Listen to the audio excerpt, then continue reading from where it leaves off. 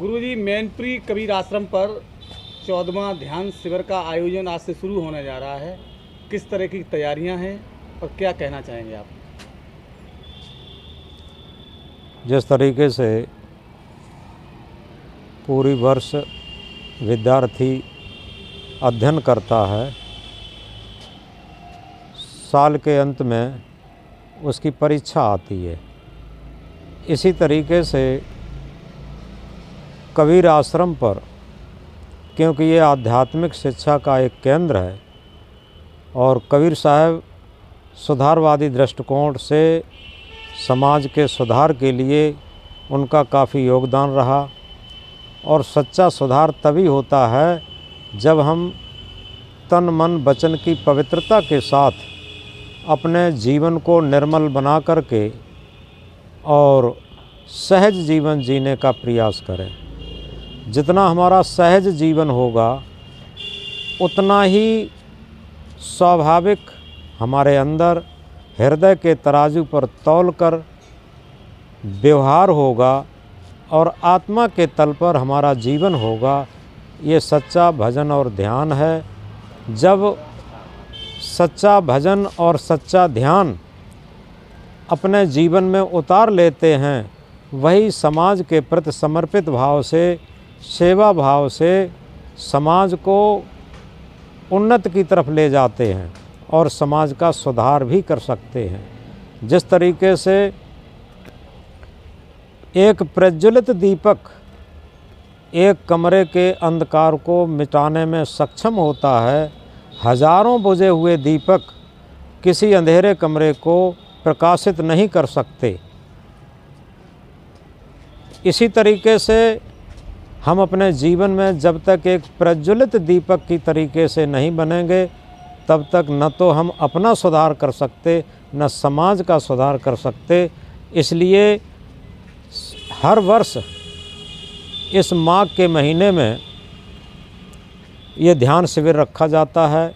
इसमें दूर दूर से साधक लोग आते हैं और मन क्या है, जीवन क्या है, जन्म क्यों होता है, मृत्यु क्यों हो जाती है, और सत्य क्या है, असत्य क्या है, धर्म क्या है, पाप क्या है, पुण्य क्या है, इन सारे संदर्भों पर प्रकाश डालते हुए इसके बाद मन क्या है और उस कुमन मन को हम सुमन, निर्मल मन, पवित्र मन कैसे बनाएं। निर्मल मन ही धर्म का आधार होता है, भक्ति का आधार होता है, सेवा का आधार होता है, भजन ध्यान का आधार होता है। जितने भी शास्त्र हैं, जितने भी तीर्थ हैं, जितने भी महापुरुष हैं, जितनी भी पूजा पद्धतियां हैं, केवल मन को निर्मल बनाने के लिए हैं। तो मन को निर्मल बनाना ये व्यवहारिक ध्यान है और मन को विचार शून्य बनाना ये आध्यात्मिक ध्यान है। जब हम ध्यान में उतरेंगे तो निश्चित है सत्य का साक्षात्कार होगा। जिसे हम आत्मा कहते हैं, जिसे परमात्मा कहते हैं, उसका साक्षात्कार अपने अंदर होगा। और इसीलिए सद्गुरु कबीर देव ने कहा, जानो अपने आप को, खोजो अपने आप, अपने को जाने बिना मिटे नहीं संताप। हम सारे विश्व को जान लें, लेकिन अपने आप को न जान पाया तो कुछ नहीं जान पाया। इसलिए अपने आत्म स्वरूप को, अपने परमात्म स्वरूप को, अपने सत्य स्वरूप को जानने की विधि केवल ध्यान विधि है। और इस ध्यान के द्वारा अपने जीवन को परमार्जित करते हुए और समाज को भी इस दिशा में लाने के लिए, समाज का सुधार करने के लिए ये बहुत बड़ा कदम है और ये बहुत बड़ा योगदान भी है। जैसे गुरुजी तैयारियां पूर्ण हो चुकी हैं, देख रहे हैं आश्रम पर तमाम संत भक्त आ भी चुके हैं। कितने लोगों की यहाँ पर आने की संभावना है और किस तरीके से ये? वैसे तो ध्यान साधक में सीमित साधक रखे जाते हैं, 60, 70, 80 लोग रहेंगे। और इसके बाद जो 2 दिन का सत्संग रखा जाता है, सत्संग में काफ़ी लोग आ जाते हैं।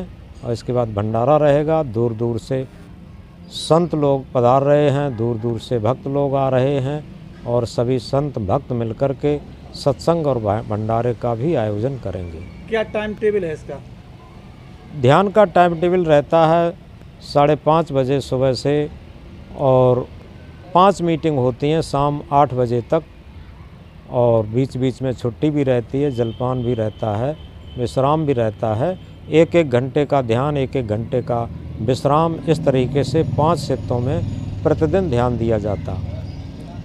मुख्य अतिथि के रूप में सत्संग के दिन कहाँ से संत आ रहे हैं? बिहार कबीर आश्रम से रणजीत साहब इसमें मुख्य अतिथि के रूप में भाग लेंगे, और भी बहुत वयोवृद्ध संत और वो भी अतिथि के रूप में, मुख्य अतिथि के रूप में होंगे, और महान संतों का पदार्पण होगा। हम संत भक्तों के लिए क्या संदेश देंगे जनपद वासियों को?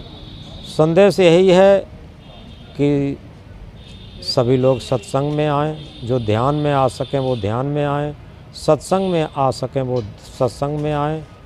और सत्संग में यही होता है कि हम जब अपना जीवन का सुधार करेंगे तो हमारे संस्कार महान होंगे।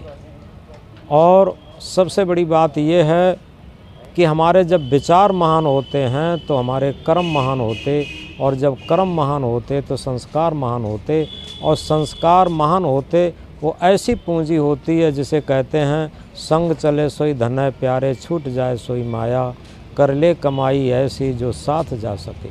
अच्छे संस्कारों की पूंजी, भजन भक्त साधना की पूंजी ही हमारे साथ जाती है, और यहाँ का एक परमाणु भी हमारे साथ नहीं जाता है।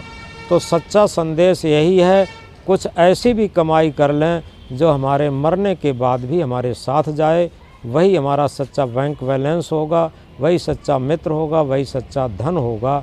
तो अच्छे विचार और अच्छे कर्म, अच्छे संस्कार, ये मनुष्य की जीवन की सबसे बड़ी पूंजी है। और इसीलिए कहा है, उठता है विचार तो उठता है आदमी, और गिरता है विचार तो गिरता है आदमी। प्रेम से बोलिए सद्गुरुदेव की जय।